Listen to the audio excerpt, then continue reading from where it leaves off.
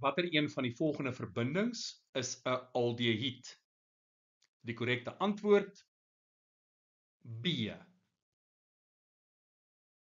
Die funksionele groepe is in rooi aangedui. C dubbelbinding O, daai is die karbonielgroep, ketone, en dit is propan 2-oon. Die IUPAC reël sê as dit kom by ketone, moet jy altyd daai getal insluit. So dis propan 2-oon. Dan B, daai is die formielgroep. Dit is uit die aard van die saak 'n aldehied, propanaal. Jy hoef nie 'n getal hier in te sluit nie, want die formielgroep sal altyd op die eerste koolstof wees. Dan die karboksielgroep, COOH, dis 'n karboksielsuur met 3 koolstowwe, dit is propanosuur.